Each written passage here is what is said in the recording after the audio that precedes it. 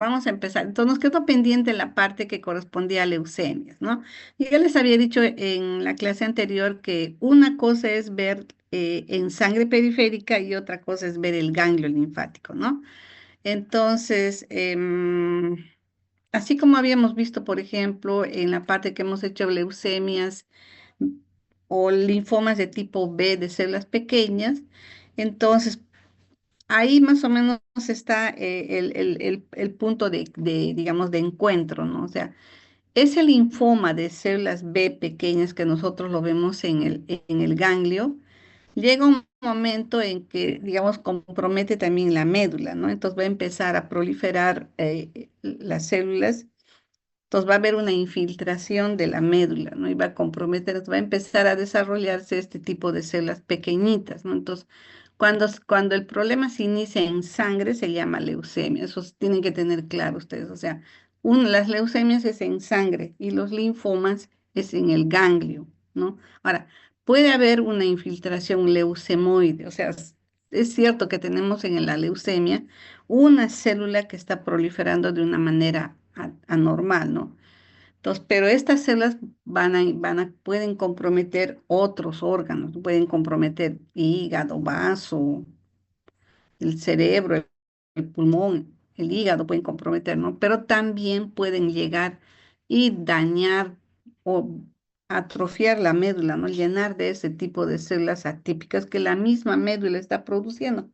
Eso se puede dar, o también puede ser que los linfomas lleguen a un momento en que se metan a la médula, ¿no? Entonces, generalmente ya son esos estadios finales, ¿no? Entonces, eso es lo que yo quería que ustedes tengan en cuenta, ¿no? Entonces, acá en la imagen estamos viendo dos cortes. Este es un extendido citológico, al igual que este. Ambos son de sangre periférica, no solo que esto es, bueno, este es de sangre periférica y este es de médula ósea. Por eso que acá ven, digamos, los elementos más grandes. Estamos viendo también, digamos, hematíes, pero acá lo que resalta es el tamaño, la forma que tienen estas células, ¿no? Entonces, si nos ponemos a mirarlas un poquito más, estamos viendo que son de la serie mieloide, ¿no? Son células más grandes, tienen el núcleo grande y tienen algo de citoplasma, ¿no? Entonces, algunas de ellas corresponden a lo que son células plasmáticas, otras corresponden a linfocitos. Entonces, en médula ósea es cierto, hay elementos desde la célula progenitora que van madurando hasta que la célula sale a sangre periférica, es decir, ya está lista y ya está madura, ¿no? Mientras está en médula, va madurando de una a una etapa, ¿no? Entonces, esto lo vemos, digamos, cuando se hace un mielograma, ¿no? Generalmente para hacer una biopsia de médula, tenemos que haber pasado y haber hecho el diagnóstico ya, digamos, con los otros exámenes que tenemos en sangre periférica y también, digamos, con los exámenes de ayuda diagnóstica que se tengan, ¿no? Que ya nos hacen ver que algo está pasando, ¿no? Entonces, muchas veces con los exámenes que se tienen en sangre, ustedes han visto, no es suficiente el diagnóstico, hay que hacer de todas maneras una biopsia de médula para encontrar, digamos, el problema, ¿no? ¿Qué es lo que está pasando? O de repente también ver si es que la médula ya está infiltrada por la neoplasia, ¿no? ¿Qué es lo que está pasando? Entonces, en ambos casos, esto es, digamos, patrimonio del hematólogo. El hematólogo es quien se encarga de ver, digamos, todo lo que es los problemas en sangre y son ellos los que, digamos, hacen las biopsias de médula ósea, ¿no? Ustedes, si es que no han visto, pero más o menos tienen que saber que anteriormente se hacía a nivel del peto esternal, pero ahora ya se hace más todo, más que todo se hace en la cresta ilíaca. Se pone la anestesia, se saca una muestra. Ahora, lo ideal es sacar por lo menos 2 cilindros de muestra. ¿Por qué? Puede de repente que uno no haya salido bien, entonces al tener 2 muestras sirve para hacer inmunistoquímica y también eso ustedes están viendo, ¿no? O sea, no hay diagnóstico en este tipo de neoplasias hematológicas si no se hacen el fenotipo, no se tienen los marcadores tumorales para decir, esta es tal enfermedad o esta es otra, ¿no? Entonces, hay que hacer uso de eso, no solamente es la clínica, ver, digamos, que los pacientes tengan de repente los sangrados en las mucosas, estén pálidos, tengan petequias, no. Hay que hacer de todas maneras la correlación clínico-patológica. Pues acá lo que tenemos que ver es, si hablamos de leucemias, estamos haciendo mención a lo que es la serie blanca, ¿no? Y dentro de la serie blanca vamos a ver más que todo a lo que son los linfocitos, que son, digamos, los que más se van a comprometer.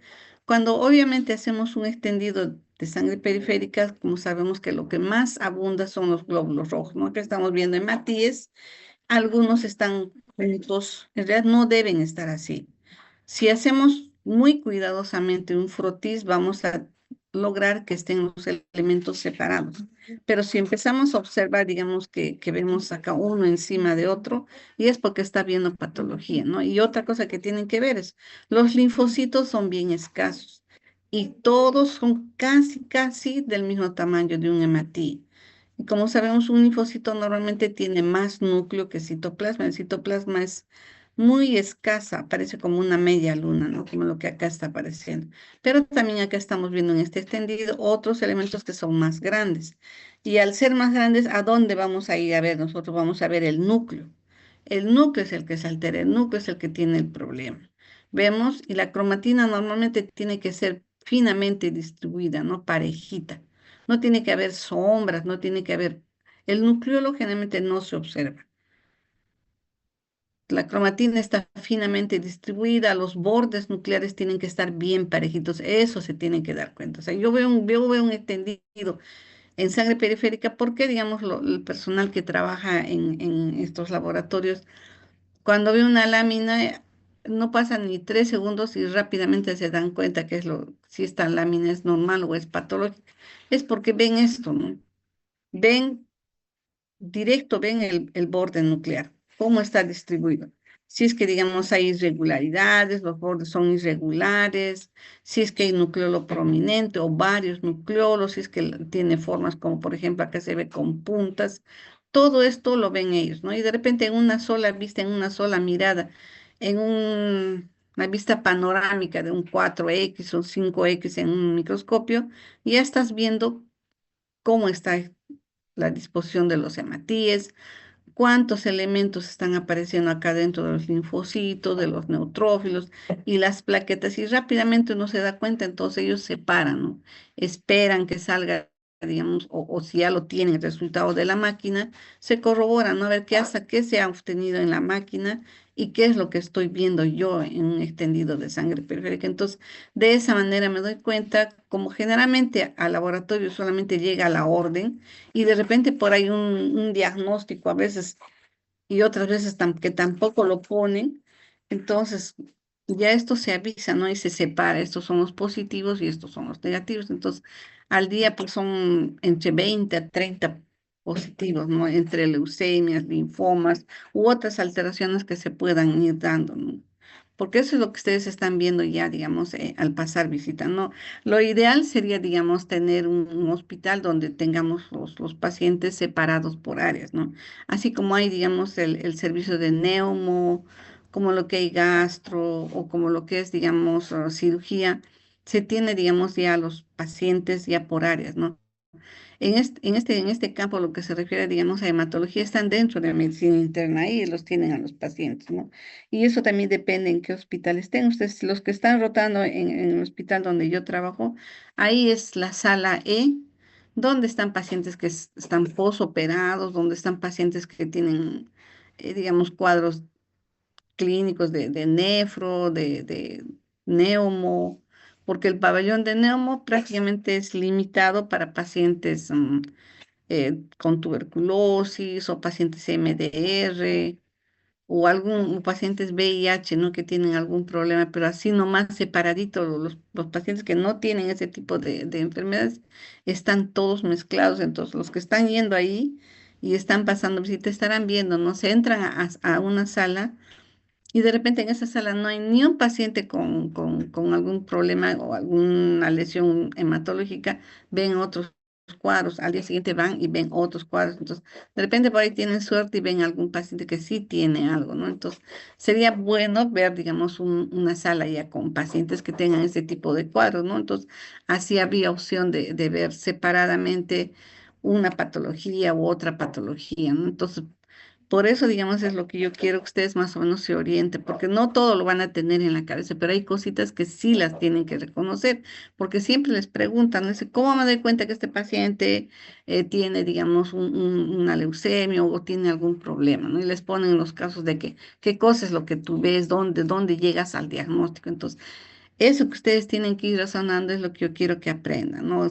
Tener en mente la fórmula de un hemograma. ¿Cuántos hematíes, cuántos glóbulos blancos, cuántas plaquetas, cuánto es lo normal, tanto en un varón, en una mujer, en un niño, ¿no? Y en un anciano? ¿Qué es lo que pasa en una persona joven y en una persona, digamos, mayor? Cuando el niño nace, ustedes van a ver que su médula tiene bastante celularidad. En cambio, una persona que ya es mayor, un anciano, eso se invierte, vamos a tener más tejido adiposo y más células en un extendido de una biopsia de médula ósea, por ejemplo, ¿no? Entonces, esas cosas tienen que tenerlo bien claro, no tienen que olvidarse y sí o sí tienen que aprender más o menos cuánto es de hemoglobina, cuánto de hematocrito, cuánto es en cada uno de los elementos, dónde está lo normal. Ahora, va a haber valores que también sí los tienen que tener en cuenta, ¿no? Tanto, digamos, las constantes que se tienen en los hemogramas, eso también lo tienen que manejar. En hematología hay cosas que sí o sí tienen que saber y es de esta parte, ¿no? Ahora, también tiene que ver, digamos, qué problemas son, digamos, reactivos, inflamatorios, qué cosa nos va a dar temporalmente modificaciones o cambios, ¿no? Generalmente casi todos estos problemas, digamos, reactivos son temporales, ¿no? Una vez que pasa el cuadro inflamatorio, ya se mejora el paciente, se le da el tratamiento y ya hemos superado, ¿no? Pero no todos los pacientes son, digamos así, de estos cuadros, ¿no? Vamos a tener otro tipo de pacientes con otras patologías. O sea, acá más o menos tenemos que ubicarnos todo lo que compromete, digamos, a problemas reactivos, ¿no? Acá tenemos mononucleosis en los cuadros infecciosos, en problemas inducidos por drogas, en reacciones de hipersensibilidad, lesiones traumatológicas, entre otras, ¿no? Ah, también tienen que saber qué es una linfocitosis, ¿no? Cuando tenemos un cuadro persistente, generalmente son cuadros inmunes, en las neoplasias igual, o digamos otros cuadros de lesiones inflamatorias crónicas, hipereplenismo, sarcoidosis, los timomas igualmente, ¿no? Esta granulomatosis de Wegener también es un dolor de cabeza. Y en las linfocitosis primarias también tenemos que ver acá. Las lesiones generalmente nacen en las células progenitoras a nivel de médula, ¿no? Ahí vamos a tener la leucemia linfocítica aguda, la leucemia linfocítica crónica, la leucemia de células peludas, los linfomas, linfocitosis monoclonal de células B, entre otros, ¿no? Ahora, dentro de las células, de las neoplasias de células hematológicas, acá tenemos que ver, ¿no? ¿Cuál es la célula que está proliferando de una manera irregular? ¿Dónde está, no? Si es, digamos, de la serie blanca, de la serie o de la serie mieloide, eritroide o plaquetaria, ¿no? ¿Dónde está el problema? Ahí es donde, digamos, la célula normal empieza a crecer y va a proliferar de una manera incluso exponencial, va a crecer muy rápido y es, digamos, el que va a causar la sintomatología, ¿no? ¿Qué signos y síntomas estamos viendo en un paciente? Acá tenemos este cuadrito de que de repente ustedes ya lo han visto, ¿no? La célula progenitora, cómo es que madura y va, digamos, generando cada uno de los elementos.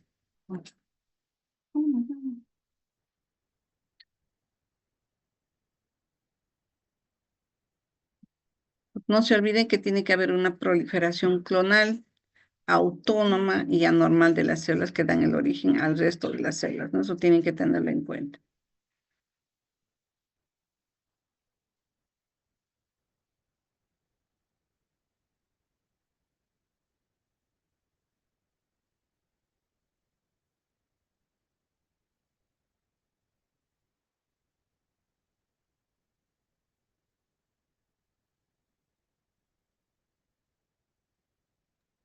Ah, doctora, Sí, se corre, ¿no? Ya, ay, no sé qué pasa con algunas diapositivas acá. Las leucemias son un grupo de trastornos neoplásicos que van a afectar a tejidos hematopoyéticos digamos, la característica fundamental es que se alteran los leucocitos inmaduros, ¿no? Ahí los vamos a ver en sangre periférica y después vamos a ver también cómo está variando a nivel de médula ósea, ¿no? Ahora, como les decía, estos pueden infiltrar otros órganos, como decía, el vaso, el hígado, entre otros, ¿no? Acá tenemos a la célula progenitora y vamos a ver cómo es que va a dar estas diferentes enfermedades, ¿no? Como sabemos, la célula mieloide va a dar, digamos, al eritroblasto, al megacariocito y al mieloblasto, ¿no? Este mieloblasto a su vez va a dar todo lo que es la serie granulocítica. Ahí tenemos los monocitos macrófagos, eosinófilos, neutrófilos, entre otros, ¿no? Y el otro grupo viene a ser, digamos, el progenitor linfoide, el que vamos a tener tanto a las alteraciones del linfocito T, B y natural killer, ¿no? Ahora, dentro de la clasificación, los dos grandes grupos son la leucemia aguda y la leucemia crónica, ¿no? En la aguda vamos a ver que predominan acá los precursores de los leucocitos indiferenciados o lo que llamamos también los blastos, ¿no? Las células jóvenes. Ahí tenemos a la leucemia mieloblástica aguda, que puede presentarse en personas de todas las edades, y las leucemias linfoblásticas agudas que dan a los niños y a los jóvenes adultos, ¿no?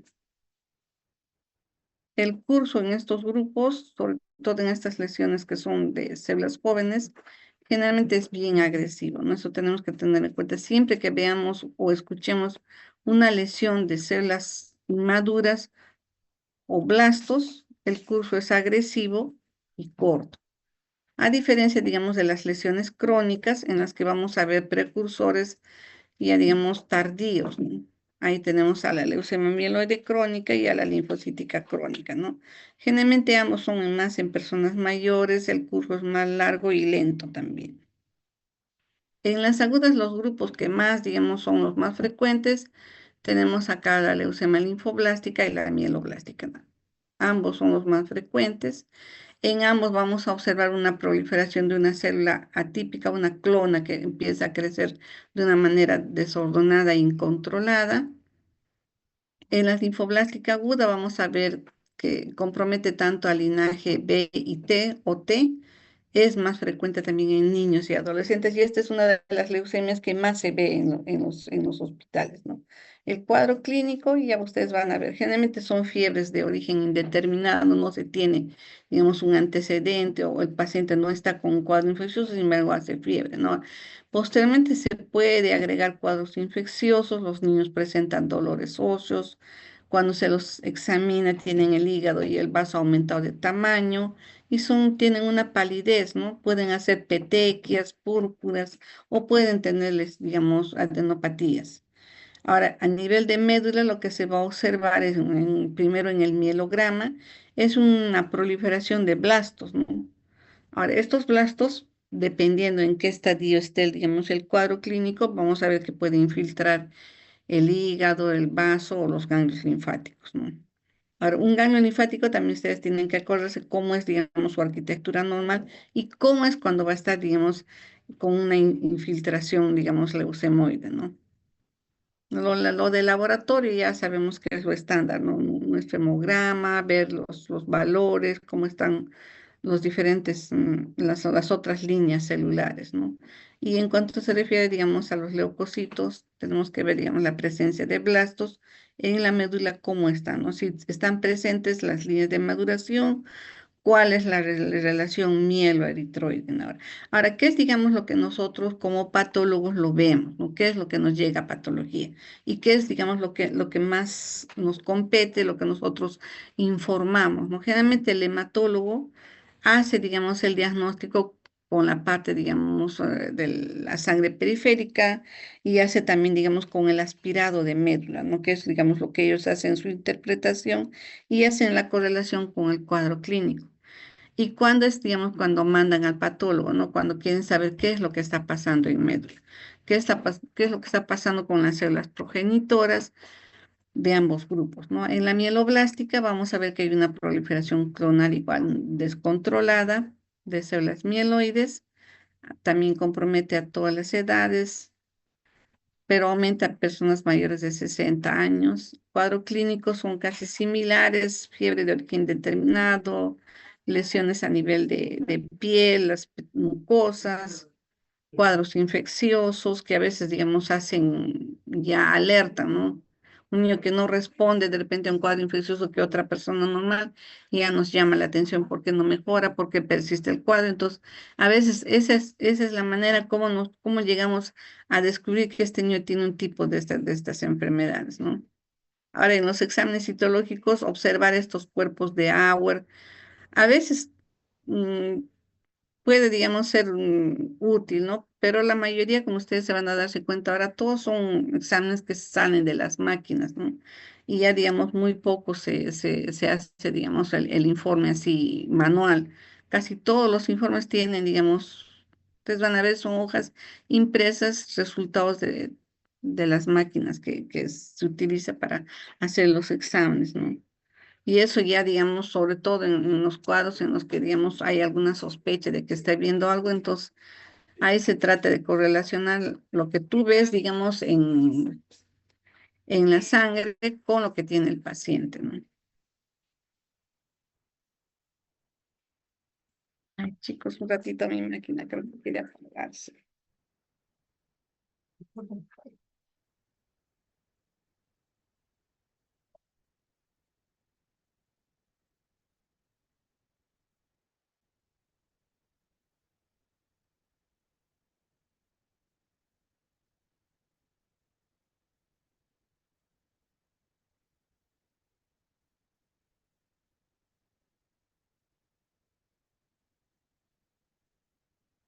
Ya, acá, bueno, dentro de las leucemias agudas, como habíamos visto ya esto de los conceptos. Acá esto es lo que les decía, ¿no? Que es lo más frecuente que se ve. Van a ver, digamos, grupos que están comprometidos y generalmente son los niños, ¿no? Un 80% en las leucemias agudas. Es el más frecuente de las neoplasias en niños. Es más frecuente también en varones que en mujeres. Y esta es la imagen que tenemos, ¿no? Si alguno de ustedes, digamos, ha pasado por el INEM, van a ver una sala solo con este tipo de niños, ¿no? Y a veces es muy triste porque no todos salen del cuadro clínico, no todos llegan, digamos, y pueden ser recuperados, la mayoría fallece, ni siquiera por una disminución de los elementos sanguíneos, sino porque entran infecciones a veces intrahospitalarias y rápidamente los niños se van, ¿no?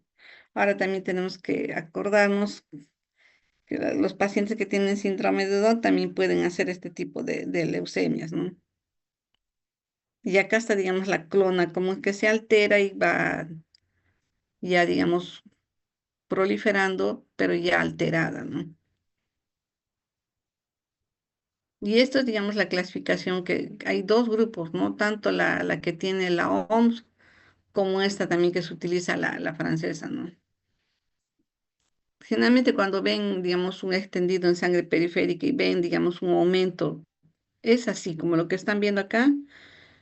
El tamaño de las células es 2 a 3 veces más que un hematín y eso ya nos alerta, porque estamos viendo células más grandes y también están aumentadas en el número, ¿no? Generalmente cuando vemos un hemograma vemos lleno casi todo de hematíes, ¿no? Uno que otro por ahí salpicaditos, linfocitos, algún neutrófilo que está por ahí, ¿no? Entonces, para observar todo, a veces recorremos toda la lámina, lo miramos una, miramos otra, para ver todos los elementos, pero en este tipo de lesiones resalta esto, ¿no? Que apenas uno ve un hemograma, resaltan estos elementos en gran cantidad y nos da, digamos, la oportunidad de ver los bordes nucleares, lo que les decía, ¿no?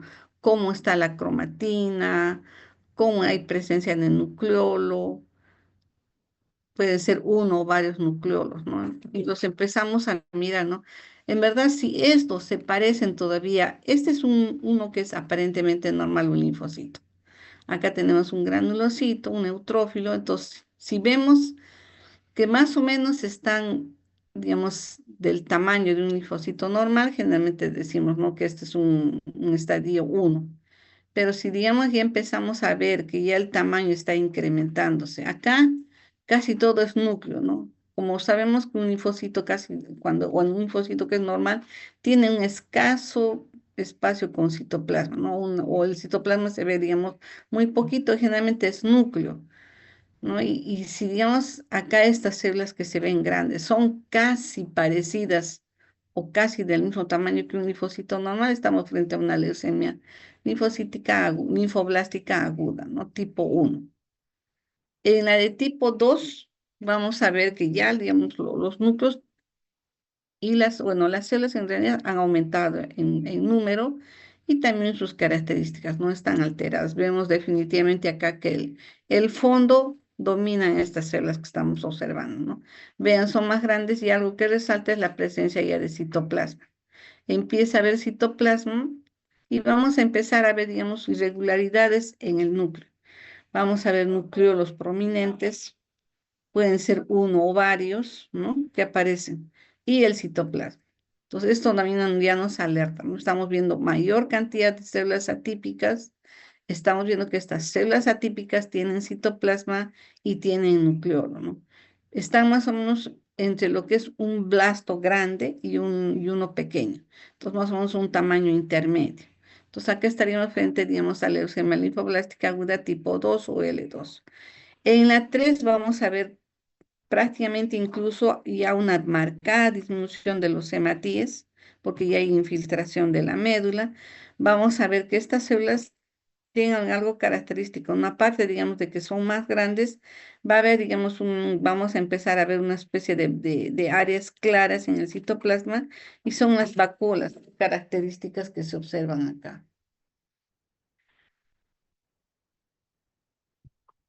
Incluso puede haber, digamos, uno o varios nucleolos, algunos se notan más oscuros, u otros aparecen como unos espacios claros, como lo que están viendo, ¿no? Acá en el núcleo de las células. Ahora, de esta clasificación también la OMS, para no hacerlo uno, dos, tres, lo separó en dos grupos, ¿no? Al final, el grupo uno y 2 en la OMS van a llamarlo, digamos, van a agruparlos en una sola categoría. Y la leucemia linfoblástica aguda tipo 3 lo van a poner en otro grupo aparte y también, como sabemos, a este grupo digamos, se le denomina en relación al linfoma de Burkitt, ¿no? Que casi no, acá en América no se ve, ¿no? Es una enfermedad que se da más en África. Ahora, lo que les decía, ¿no? ¿Cómo hacemos el diagnóstico? Esto es, digamos, lo que nos compete a nosotros como patólogos, ¿no? Que es ver este tipo de muestras. Este es el trocar, parece, digamos, una jeringa y tiene una aguja, ¿no? Que es gruesa y esto entra a la parte ósea. Se coloca la anestesia y vean cómo se pone al paciente y se le saca ahí de la cresta ilíaca. Entonces se hace un pequeño cortecito, se ingresa hasta la zona y este aparatito se empieza a girar como tirabuzón, ¿no? Para que vaya entrando hasta, digamos, una cierta profundidad y si nosotros calculamos desde la piel hasta el sitio donde tenemos que sacar, más o menos deben ser, digamos, 1,5 centímetros aproximadamente en tamaño, ¿no? Entonces, ¿qué es más o menos el tamaño ideal que debe tener toda biopsia de médula? Entonces, como no estamos viendo directamente cómo está el hueso a donde estamos entrando, lo ideal es tomar dos muestras, ¿no? Una inicial y también otra, ¿no? Entonces, una vez que se ha ingresado, se saca el tejido. Cuando sale el cilindro de médula, va a salir con sangre. Entonces, esa sangre que saca, porque generalmente estos procedimientos los hace el hematólogo, cuando saca la biopsia sale un coágulo, una cantidad de coágulo. Entonces, de ese coágulo es lo que los hematólogos hacen el extendido para el mielograma y el coagulito que ha quedado del extendido lo ponen en un frasquito y lo mandan a patología y en otro frasco colocan los cilindros de médula. Esa es, digamos, más o menos la manera correcta como deben enviar para que nosotros también podamos hacer una correlación, ¿no? Porque como les digo, ustedes van a ver que ellos no ponen nada de información, A lo mucho que colocan es biopsia de médula ósea nada más. Muchas veces no sabemos ni la edad del paciente, ni qué cuadro clínico tiene, o qué es lo que ellos quieren saber, ¿no? Ya cuando nos acercamos a piso o alguno de los médicos que está rotando en nuestro servicio o nuestros residentes van a averiguar, entonces recién ahí nos enteramos. Y esa es una de las causas también por las que se demora los informes de médula, ¿no? No es que digamos nosotros nos aguantamos y no lo queremos sacar, porque ese comentario ustedes van a escuchar no solo en nuestro hospital, sino en todos los hospitales. Y es por esto, ¿no? Porque el rato que el hematólogo está sacando, él está con guantes, difícilmente va a quitarse el guante y va a anotar en la hoja lo que está encontrando, ¿no? Lo hace, digamos, con internos o con chicos que están rotando, así como ustedes, ¿no? Y les dan la orden. Entonces, yo me pongo a pensar, ¿qué voy a esperar que una persona, un joven que se está formando, me va a poner toda la clínica que ya tiene, digamos, un asistente? Difícil, lo va a poner a veces. Ellos ponen lo que les dictan biopsia de médula o biopsia de hueso y a pieza pequeña, listo, nada más. Pero no sabemos qué es lo que quieren encontrar, qué es lo que tiene el paciente, entonces ya vamos a piso. Entonces, estas cositas ustedes tienen que corregirlas, ¿no? En su formación, saber que si lo mandan, digamos, o envían las muestras, ya sea, digamos, a patología clínica, al área de hematología o al área de patología, tiene que ser una orden correctamente llenada. Tiene que tener, digamos, los datos, la edad del paciente, si ha recibido tratamientos anteriores, si no ha recibido, qué es, digamos, lo que está pasando con el paciente. De repente es un paciente que ya tiene 2 o 3 sesiones de quimioterapia, entonces esa información es importante porque los cambios se van a dar según todas esas modificaciones, ¿no? No es igual ver un paciente que no tiene nada a uno que ya ha recibido tratamiento. Entonces, eso también influye, digamos, en el informe que nosotros tenemos. Entonces, hasta averiguar del paciente, se nos ha pasado 2, 3 días. Deberíamos de repente sacarlo más rápido, pero como no tenemos información, hasta ir y averiguar, ya se nos pasa un día. Entonces eso también hace que demore. Otra cosa es que también los huesitos se decalcifican. El huesito viene en formol, ¿no? Y como ya les he dicho, o sea, todas las muestras deben venir en formol baferado. Y eso también siempre ha sido pregunta de examen. Ese formol baferado nos va a permitir hacer las coloraciones, digamos, de los marcadores tumorales, ¿no? Y ver qué fenotipo, cuáles son sus características de este tipo de patologías, ¿no?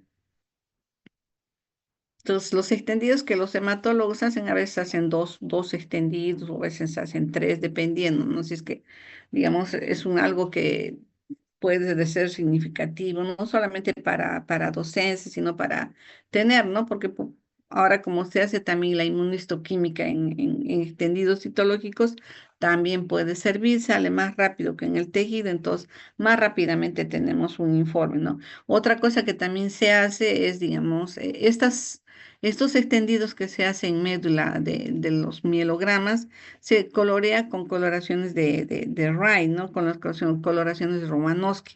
Eso también tienen que saberlo, ¿sabes? También veo que sí les preguntan. Entonces, hay laboratorios que les gusta utilizar GEMSA, otros que les gusta utilizar Wright. O sea, depende de cada laboratorio, ¿no? Y la experiencia que tenga la persona que va a leer. De repente, para una persona les es mejor o les es más fácil reconocer los elementos con la coloración de GEMSA. O de repente también James se les ayuda y lo va a pintar el citoplasma o el núcleo con otra tonalidad, esto también les ayuda. Y el RAI igual, ¿no? Depende de que lo preparen, tengan listo a la mano y puedan utilizar. Entonces, cada laboratorio es indistinto. No hay, digamos, alguna norma que diga solo se utiliza RAI o solo se utiliza James. Cualquiera de las coloraciones puede ser, ¿no? Y eso sí me acuerdo haber puesto de pregunta de examen, porque sí o sí tienen que saber. No es, digamos, lo mismo colorear un extendido de sangre periférica o lo que hace el hematólogo, porque el hematólogo lo deja, saca la médula y lo deja secar un rato la muestra. Y después ya los chicos, los técnicos o tecnólogos colorean y se lo llevan al médico para que pueda hacer la lectura, ¿no? en nuestro caso también es igual, tenemos personal técnico que hace, digamos, la parte del laboratorio, la parte de histotecnología, y ellos son los que, digamos, o de citología, ellos son los que colorean, fijan la muestra, todo, ¿no? Nosotros hacemos el extendido y eso ya, ellos nos pasan ya con su laminilla ya coloreada.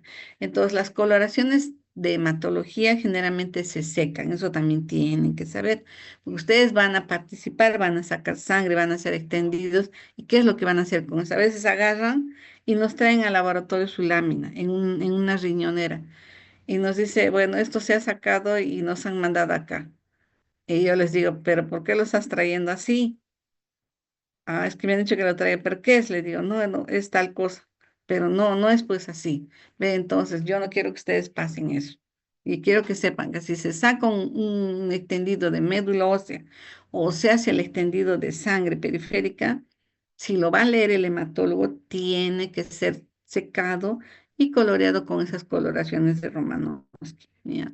La médula que va a venir o el coagulito que viene en un frasquito con formol, eso es lo que, digamos, nosotros lo vemos y lo que llega a patología, ¿no?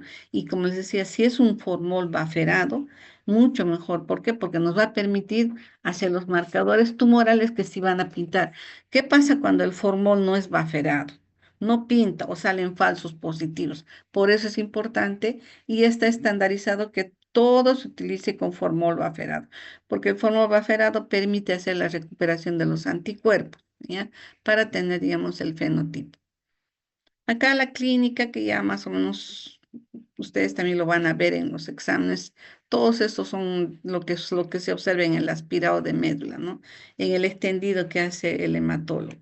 Ahora esto lo tenemos que correlacionar, ¿no? Tenemos el laboratorio y tenemos la clínica del paciente. A esa clínica muchas veces muchos pacientes vienen, digamos, con cuadros respiratorios, debutan hacen cuadros neumónicos y cuando se le toma una placa de rayos X, lo que se sabe es que hay una masa, digamos, a nivel de mediastino.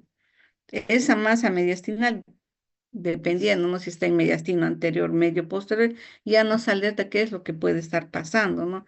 Tenemos que saber qué tejidos, qué órganos, qué estructuras están a nivel de mediastino anterior, mediastino medio y posterior. Cada una de ellas tiene una patología. ¿Y qué es lo que vamos a encontrar? Si encontramos esa masa mediastinal, de hecho, ¿qué es lo que más frecuentemente se ve? Son conglomerados ganglionares, ganglios que han crecido y están haciendo efecto de masa, entonces son los que están causando a veces esos cuadros clínicos, ¿no? No solamente el cuadro clínico, sino infiltran la pleura, infiltran el parénquima pulmonar, ¿no? Ahora puede ser, digamos, que también haya compromiso ganglios a nivel, digamos, de la cadena aórtica y estén comprometiendo digamos, ganglios más inferiores, no cercanos a las ilíacas. Entonces, igualmente, nomás también a estos niveles también va a dar patología.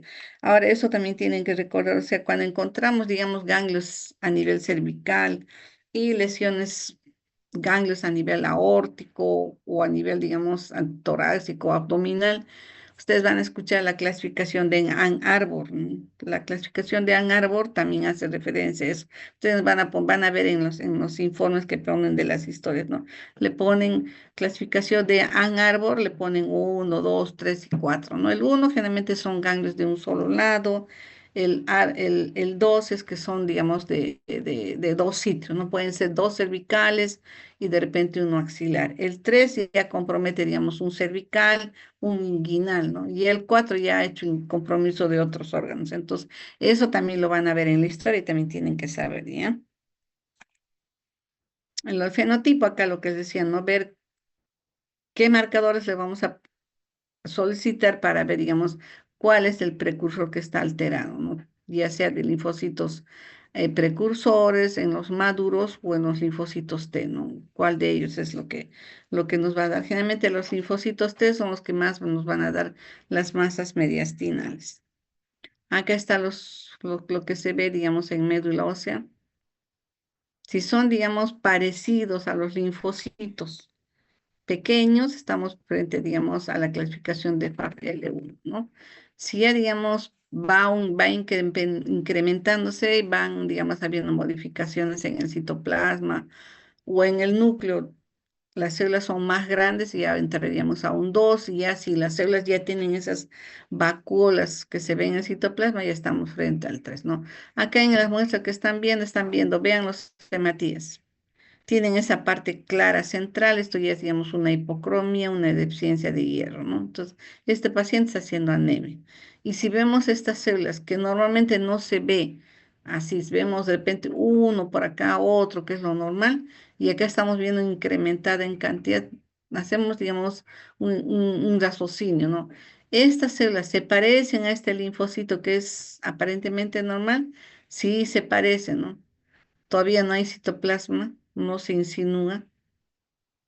Entonces estaríamos, cuando se parecen, ya les he dicho, ¿no? Se parecen al linfocito normal, estamos frente al, digamos, a L1, ¿no? A la clasificación de este grupo y que hay, digamos, una similitud. Los otros elementos, vamos a ver que también posteriormente pueden comprometerse, ¿no? En la 2 ya hay mayor cantidad de células y vamos a ver también ya la presencia de citoplasma, ¿no? Normalmente la serie linfoide no tiene, digamos, un citoplasma amplio, ¿no? Ni a veces es visible.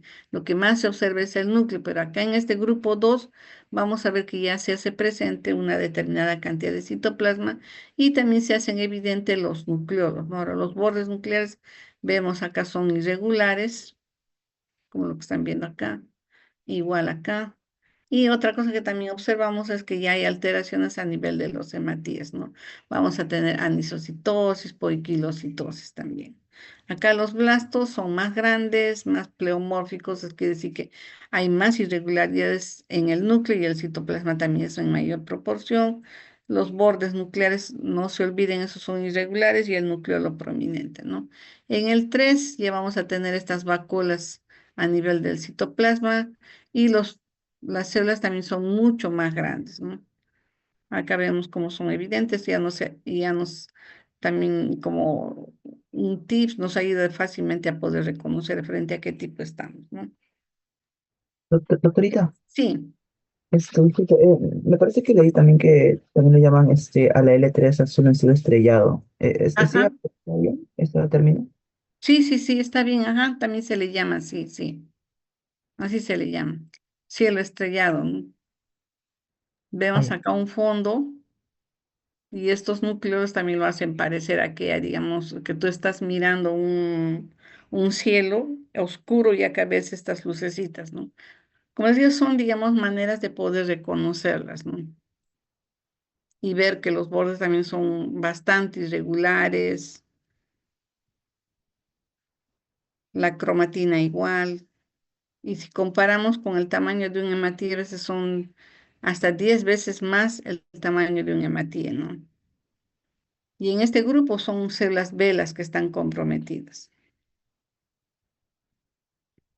Acá tenemos un extendido también de este tipo de leucemia, ¿ven? En el uno vamos a ver casi todos parecidos al linfocito normal, ¿no? Van por ahí, por ese tamaño. Acá tenemos parte de los marcadores tumorales esto es la décima parte, ¿no? Y cada vez van saliendo más y más marcadores.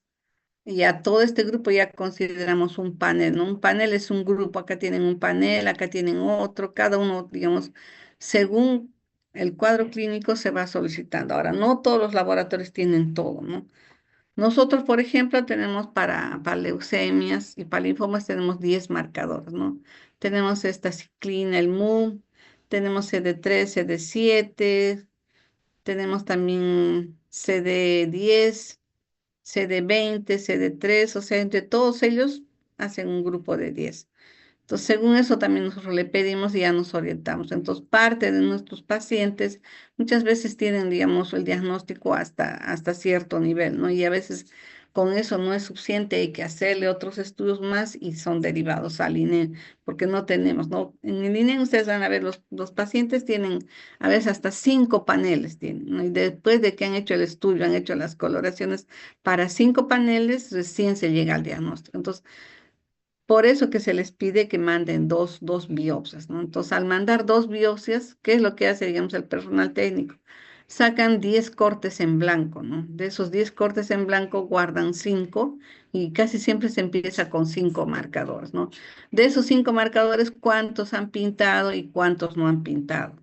Entonces, de los que han pintado ya más o menos uno se va orientando qué cosa puede ser. Entonces ya, digamos, en una clasificación vemos, ¿no? Si pintó, digamos, por ejemplo, para un OB, ¿cuántos tienes más o menos que esperar para que puedas decir que es positivo? En el primer panel, por lo menos unos tres, ¿no? Y a eso se le agrega otros 3 o 4 marcadores más. O a veces también de frente se le pide 6, 7 marcadores, ¿no? En el INEM, por ejemplo, casi siempre de entrada no piden los 8 o 10 marcadores. Y de todo ese grupo ya se tiene, digamos, una conclusión diagnóstica, ¿no? Eso permite también ahorrar el tiempo y no estar esperando que a ver qué ha salido para volver recién a pedir, ¿no? Entonces, como ven acá, digamos, B1 que le vas a pedir al grupo, digamos, con B2 común, al B3, acá sí tenemos B células maduras, a los linfomas de tipo T igualmente, ¿no?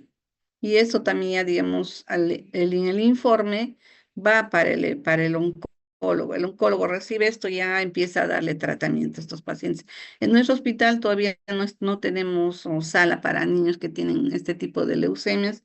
Generalmente todos los niños que se les hace el diagnóstico en emergencia o en pediatría son derivados al INEM, ¿no? No llegamos a ver ninguno de estos cuadros, ¿no? Ahora recién estamos teniendo, recién médulas, estamos teniendo muestras que está viniendo de este tipo de pacientes o ganglios, porque digamos ya tenemos 10 marcadores, ¿no? Pero tampoco con esos 10 marcadores no podemos hacer la conclusión diagnóstica. En eso tenemos que ser honestos, ¿no? O sea, no es suficiente. Llegamos a la mitad del diagnóstico y con eso pacientes son derivados al INEM. Y es que el INEM también, ¿qué pasa? O sea, no quiere recibir a todos los pacientes, quiere que cada hospital tenga sus oncólogos, tenga su servicio de patología, tenga sus patólogos, oncólogos que sepan hacer el diagnóstico de este tipo de enfermedades, ¿no? Y acá es esto lo que se ve, ¿no? Este es un cortecito de médula, todos son cortes de médula. Por eso que van a ver ustedes estos espacios claros, porque en la médula hay grasa. Entonces, incluso de todo el cilindro de la médula, a veces se selecciona un pedacito nada más para que alcance y puedan hacerse todos los marcadores. Entonces, así es como se llega, ¿no? Una lámina, esta es otra, esta es otra. Acá tenemos 8 marcadores. De estos 8 marcadores, igual tenemos que hacer la interpretación. Tenemos nuestro patrón con hematoxil neosina, que es la lámina, la primera lámina que se ve. Entonces ya empezamos a ver con marcadores, ¿no? ¿Qué ha pintado? Pinta, según el tipo de marcador, vamos a ver si va a pintar todo el citoplasma o va a pintar todo el núcleo. Entonces vamos viendo eso. Pintó todo, de todas las células que están acá, ¿cuántas se han pintado? De repente se ha pintado el 80%, el 90%, entonces eso también ustedes lo van a ver. Podemos poner, digamos, un marcador que sea, digamos, un CD10 o un CD3 positivo, le ponemos, ¿no? Pero ese positivo es fuertemente o es débil. Y aparte de eso, tenemos que poner qué porcentaje ha coloreado. En cada uno de los marcadores tenemos que ir colocando. Entonces, ya con todo esto, ya los oncólogos hacen, digamos, una conclusión diagnóstica y ven qué cosa le van a dar al paciente, ¿no? Y acá tenemos en médula también, igual y tenemos aspirados, como les decía, en esos que hacen los hematólogos, también se puede hacer coloraciones de citoquímica, ¿no? Entonces, eso también nos ayuda. Y en los ganglios linfáticos igual, en la médula igual, se tiene que trabajar todo. La otra leucemia es la linfocítica crónica, en esta es más, esta lesión va a comprometer más a linfocitos de tipo B. Igual también vamos a ver que tiene un aspecto parecido al normal, se da más en personas mayores. Y en cuanto, digamos, al linaje celular, vamos a ver que comprometen más que todo también linfocitos tipo B. ¿No? Y los factores de riesgo ya sabemos, ¿no? Qué es lo que pacientes a veces que tienen fondos o que han tenido procesos infecciosos anteriores pueden llegar a desarrollar este tipo de lesiones, ¿no? Acá tenemos, por ejemplo, un grupo de marcadores tumorales que son característicos para este tipo de leucemias, ¿no? Y el diagnóstico, hay algo que me estaba olvidando, ¿no? aparte, digamos, de que se hace los cortes histológicos con las coloraciones de inmuno, también se utiliza la citometría de flujo, que es, digamos, otra manera de hacer el conteo de células, ¿no? Entonces, eso también nos ayuda bastante. Generalmente estos cortes histológicos cuando van a ser evaluados por citometría de flujo, la máquina lo que hace es informar más o menos el porcentaje de celularidad que se tiene viable, el porcentaje de células que están alteradas y digamos cuánto todavía, digamos, le queda al paciente, ¿no? Nos ayuda bastante y eso también se hace en el INE en la citometría de flujo. Otros exámenes son el FISH. Este FISH se hace, digamos, cuando la inmuno no nos da, digamos, una conclusión diagnóstica, y ya se ve, digamos, la parte molecular. Entonces, el FISH es otro paso que también se utiliza y también nos sirve tener los cortes de los tejidos, ¿no? Es decir, de la médula. Y o, digamos, puede ser también de ganglio linfático, ¿no? Igual tenemos que ver también la proporción, la forma, los bordes nucleares que hay en este tipo de células, ¿no? Y acá lo que les decía, ¿no? ¿Qué es lo que nosotros vamos a ver? Vamos a ver las muestras que nos vienen de médula ósea. ¿Qué es lo que tenemos que ver? ¿No? Si cuánto del porcentaje están alterados, cómo es la forma de los linfocitos, ver, digamos, cuánto de ese porcentaje está comprometido, y eso tenemos que ir informándolo, ¿no? Generalmente hay patrones que se tiene, digamos, o protocolo que se hace, ¿no? Primero ver la celularidad, cuánto de celularidad tiene, si es, digamos, en proporción a lo que es la edad del paciente, y ver luego las líneas celulares, ¿no? Cómo está la serie de troide, mieloide, megacariocito, que están presentes, no están presentes. Y luego ver, digamos, si no están presentes, cuál es la célula que está predominando, cuál es la célula que, digamos, se ve que ocupa más o menos el 80% de la lámina, ¿no?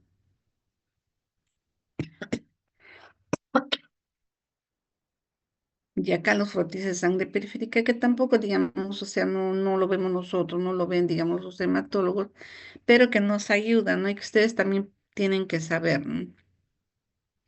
Acá no solamente, como les digo, se ve, digamos, la cantidad de linfocitos, sino también se ve a los otros elementos, ¿no? ¿Qué otras cosas se está observando? Porque como la médula no solamente afecta una línea celular, sino también otras líneas celulares, ¿no? Y ahí tenemos que ver el borde nuclear, la cantidad de citoplasma, la presencia de nucleolos, ¿no?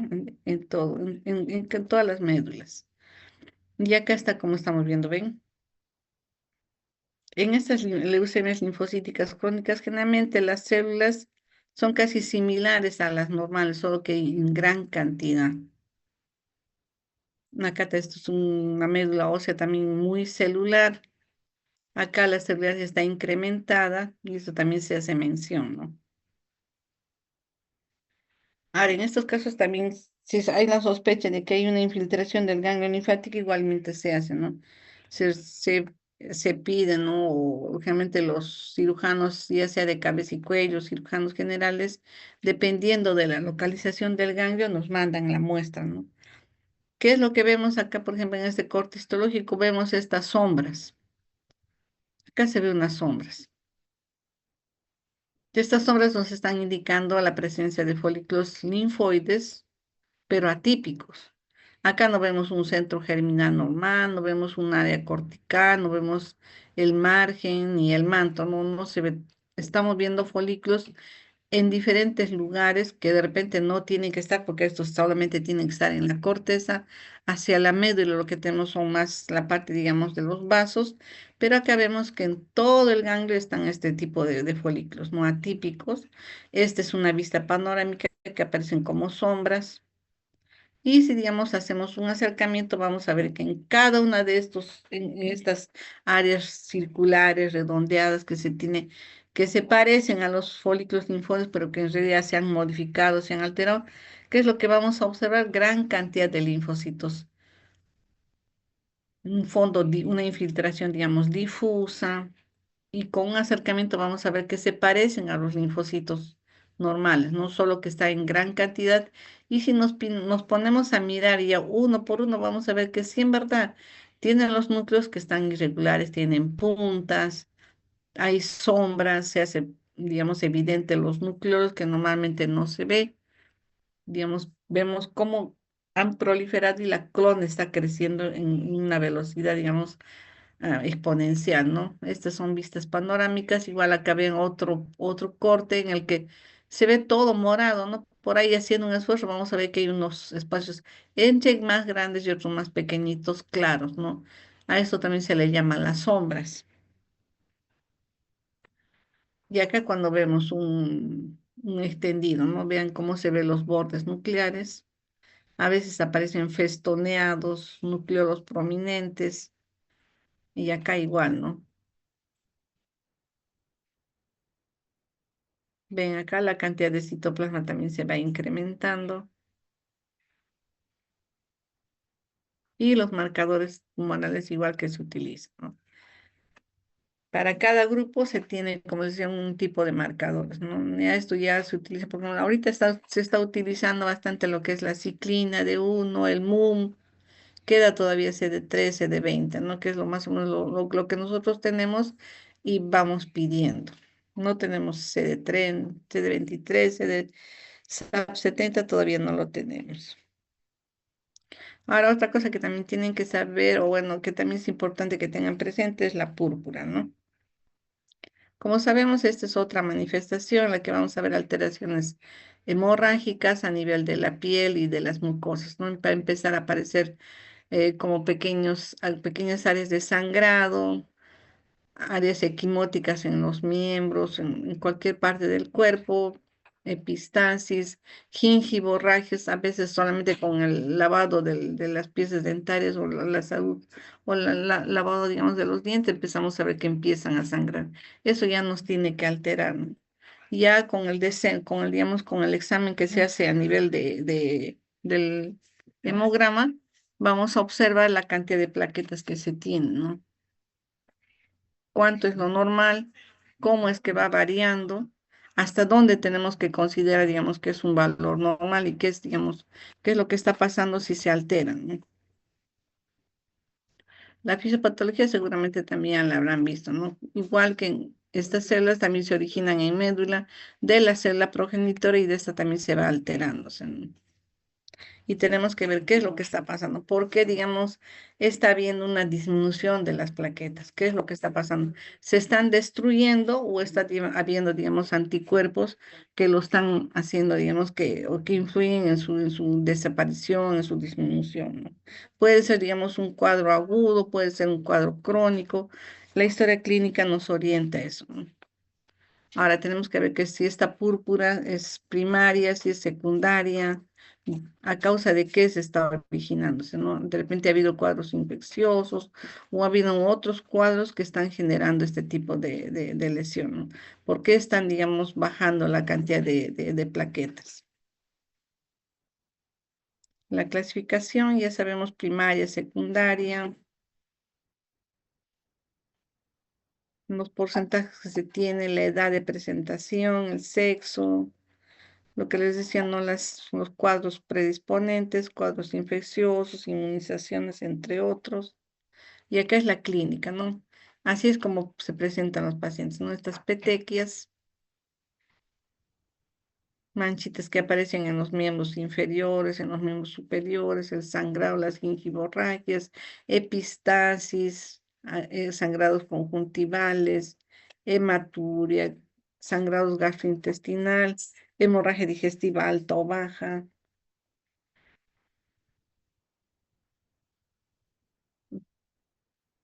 cambios hemostáticos que se puedan dar. Acá se ven bien, ven ustedes las lesiones a nivel de piel, a nivel de mucosas. El diagnóstico acá se hace más que todo por exclusión, ¿no? Descartar otras causas y ver qué es lo que está produciendo la trombocitopenia. Los otros estudios que se tiene que hacer y lo que nos llega a nosotros, ¿no? Esto es la parte, digamos, nos llega el vaso y ustedes dirán, ¿no? ¿Qué es lo que vamos a ver a nivel del vaso? Así nos llegan los vasos, ¿no? Algunas veces ya dentro de una bolsa o de un recipiente no nos llega el vaso. ¿Y qué es lo por qué se llega, digamos, ya a este tratamiento? Esta es ya, digamos, una de las últimas partes que se hacen, ¿no? ¿Y qué es lo que nosotros vamos a encontrar en este vaso? Generalmente es un vaso normal, no vamos a encontrar mayor alteración patológica, lo que vamos a seguir observando en la parte periférica, los folículos linfoides. Vamos a encontrar acá la arteria de Malpighi. Esto es característica de estos folículos que se da en el vaso. Normalmente se ve esto así. Esto es lo normal que se ve, ¿no? La arteriola de Malpighi junto con el folículo linfoide. Todo esto se ve en la parte periférica del vaso. En cuanto se refiere, digamos, a los sinusoides, no hay mayor alteración. Generalmente un vaso que mandan por un cuadro de una púrpura no vemos mayor modificación, es prácticamente un vaso normal, ¿no? Solamente por el secuestro y la clínica que tiene el paciente. Así es, digamos, como vemos en un corte, linfocitos, algunos macrófagos que están comiéndose, digamos, parte de la hemosiderina de los hematíes. No se ve, digamos, una alteración mayor, ¿no? Bien, chicos, hasta acá sería esta primera parte. Ahora voy a hacer el examen. Y ya pues mañana, ah, ojalá ustedes también puedan, ¿no? De repente a eso de la 1 o 1:30 podemos hacer un repaso hasta las 2:30 antes de que den vuestro examen. De las partes más importantes, tanto de los linfomas, de anemia, de lo que pueda estar yo considerando en el examen. Ahora sí ya los dejo descansar, ya es más de las 11. Sería bueno, Muchas doctor. gracias, doctora. Sí, Gracias. porque no, o sea, son bastantes cosas y ya, pues yo sé que es pesado, ¿no? Doctorita, una Muchas gracias. consulta. Sí, ¿Qué libro nos recomendaría ir revisando y ahora que tenemos como que todos los temas ya bien establecidos? mira, el doctor Peña no sé qué libro les habrá pedido, ¿no? Él seguía del Robbins o tendrá algún texto en especial. Ah, No, porque no, hay pero de su textos de parte. hematología, ¿no? Y a veces es criterio de cada uno, de qué es lo que le parece que es, digamos, conveniente. Como el doctor me ha pedido que les ponga, digamos, preguntas que tengan, digamos, de mediana complejidad para arriba. Entonces, y me dicen, no, casos clínicos, entonces yo estoy poniendo, por eso mañana, o sea, el rato que hagamos el repaso, van a ser cuadros clínicos, ¿no? Yo tengo un paciente con tal, ¿qué le pediríamos? ¿Qué cosa esperamos encontrar? ¿O qué es lo que, digamos, tiene que encontrarse en sus exámenes o en sus estudios que se tiene? ¿Qué clínica tiene? ¿Qué puedes hacer con ese paciente? ¿Qué le puedes pedir? ¿Qué marcadores tienes que tener en mente? Eso es lo que yo mañana les quiero, o sea, según lo que hago en el examen, ya pues mañana hacemos un repasito, ¿no? De repente 1:30 para hacerlo, porque es bastante todo esto, ¿no? Ya, Ahora doctorita, muchas gracias. yo voy a poner las preguntas, espero que, bueno, no haya problemas con eso, ¿no? Que les puedan tomar todo, no las cambien ni las modifiquen. Que yo sé Doctora, que van a leer porque ya me preguntaron ya. O sea, por ejemplo, para el examen anterior que les puse, me hicieron varias preguntas, ¿no? ¿Qué era esto? ¿Por qué les estaba poniendo así? Me decían, ¿por qué si ha puesto macroscopía, por qué no van las imágenes? Entonces, y ese rato dije, bueno, esas cosas yo les he explicado a los chicos, ¿no? ¿Qué es macroscopía, no? ¿Qué es microscopía? ¿Por qué les estoy poniendo? ¿Por qué no les pone imágenes? Porque son bastantes alumnos. Y una imagen macroscópica como microscópica en patología tiene que ir a colores y no tiene que ir comprimido, tiene que ir del tamaño que es para que ustedes puedan ver la estructura o lo que nosotros queramos que nos quieran, digamos, reconocer, ¿no? Pues eso les expliqué. Entonces seguramente mañana también va a ser igual. Apenas lo pase el examen me van a ir preguntando. Entonces estaría bien de repente 1:30 hasta las 2:30 que dan el examen, ¿no? O de repente de 1 a 2 nada más para que puedan llegar al... ¿Dónde van a dar el examen? ¿En la universidad? sí. Ya, Sí. pues, puede ser de 1 a 2 y les damos tiempo para que puedan llegar al local. Doctora, ¿cuántas preguntas va a Usted va dar? a tomar las 20 20 me han preguntas pedido. Me o pidieron el un doctor inicio Peña. 30 y yo dije que 30 es bastante. Entonces ahí creo que no sé, O eso habrá sido idea del doctor Peña, no lo sé. O de repente él lo mencionó, ¿no? Porque yo le dije a la secretaria, siempre me piden 20 preguntas. Y me dijo, ah, sí, sí, doctora, usted tiene que mandar 20 preguntas. Ah, ya. Entonces mañana voy a pasar las 20. He avanzado hasta la mitad, ahorita termino y ya voy a tener listo más o menos qué cosa es lo que se les va a preguntar para que más ustedes puedan tener una orientación, ¿no? Agarren vuestro Robin, porque yo creo que esto también lo va a ver el doctor Segura, ¿no? Y él es hincha de ese libro. Y me imagino van a hablar con el doctor Chillón también. Ahora, ¿qué libro han utilizado con el doctor Peña? El pregrado de hematología. Ah, ya ves. Hay bastantes libros de Mato, pues.